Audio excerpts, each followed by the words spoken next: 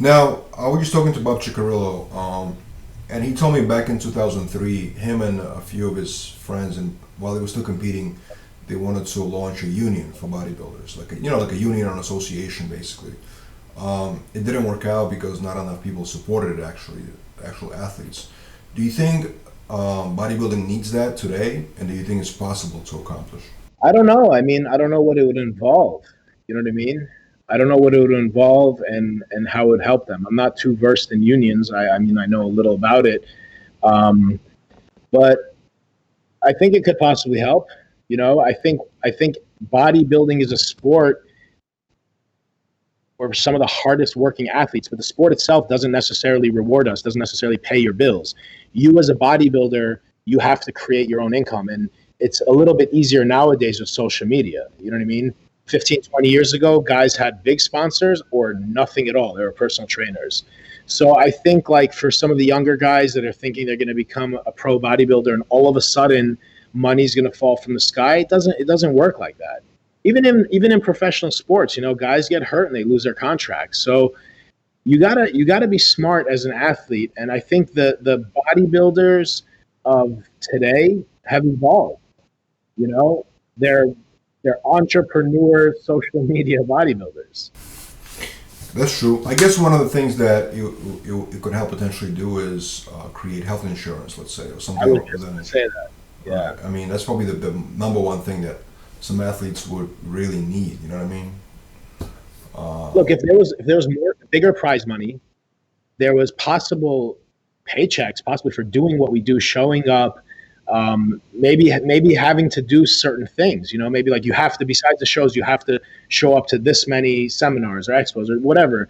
And bodybuilders got paid for this, and they got insurance, and there was bigger prize money. I think that would be awesome. That would be a great thing if it's possible.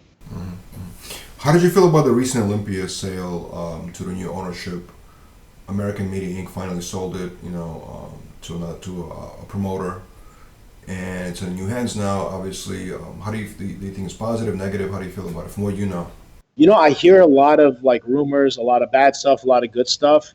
I never like to stick my nose in places I don't know too much about. I'm not really that well versed in it. I don't know too much about it. I hope that they can just help keep growing the Olympia and the IFBB in general, and I hope it goes well. I don't know enough to really give like an opinionated, and I'm not being political here. I really don't know. I think anything that I hear is hearsay. I'm not, you know what I mean? We're talking about the guys that are promoting the show, right? So all I could say is I wish, I don't know why, but I wish they would push it more and try to get on um, pay per view, and make money off of it, but also be a little bit more viewed mainstream. That would be awesome. Hey, have you ever thought about getting into promotional, being a show promoter in the future, organizing like let's say a few different shows under your umbrella? It's crossed my mind briefly, but I haven't really thought about it yet, just because I'm not there yet. Maybe in the future. For sure, man. So I want to talk to you about, I've been watching your videos on your YouTube channel, and it's always very interesting. It's the way you bring a camera with you while you're food shopping, and you kind of analyze different, ingredients and different products, right? Because you mentioned you do have a sweet tooth, so you like different things, but you also like keto stuff like that, right? So, how much thought you put into a healthy lifestyle? Because bodybuilding sometimes is not always healthy, right? So, Yeah. how health conscious are you really, and where do you find a balance? Because it's an extreme sport, but you're trying to be healthy, right? So, how do you find your balance? That's a great question. So when I first started out in bodybuilding, it was always about finding all the foods that aren't going to make me fat that taste good, and they all had sweeteners in them, and chemicals and a lot of crap. I think I just got to the point where I really care about my health. I want to be healthy. I don't want to consume, and that has nothing to do with looking good and being a bodybuilder. A big thing about me that I think about all the time, I don't want to be unhealthy and looking like crap when I retire.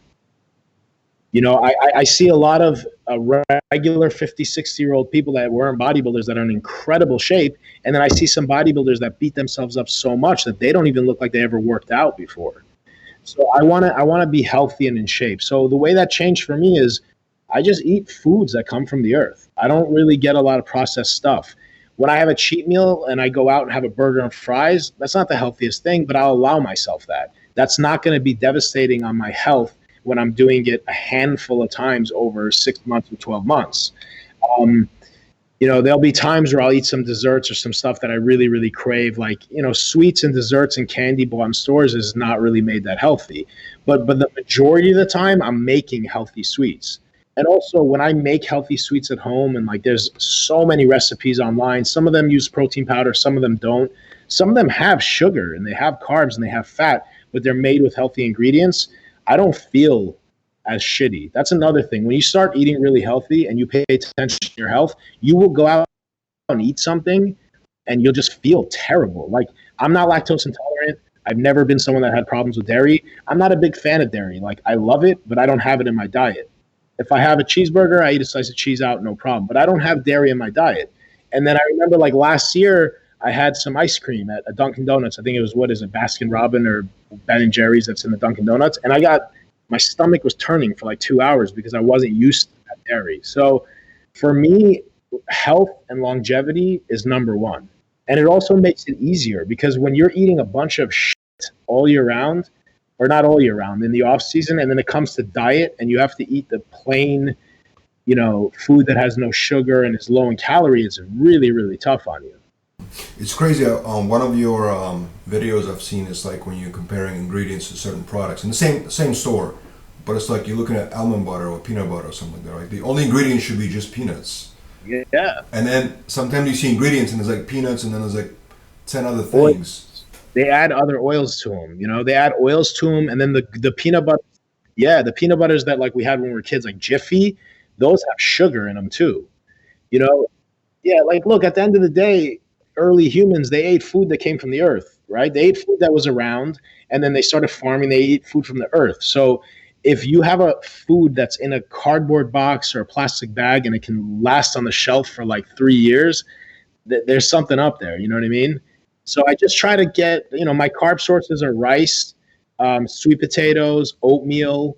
If I want to eat bread, there are some breads out there that don't use flour. And the reason bread is so bad, like everyone says bread is bad, is because it's processed. It's made with flour. Even if it's whole wheat, it's flour.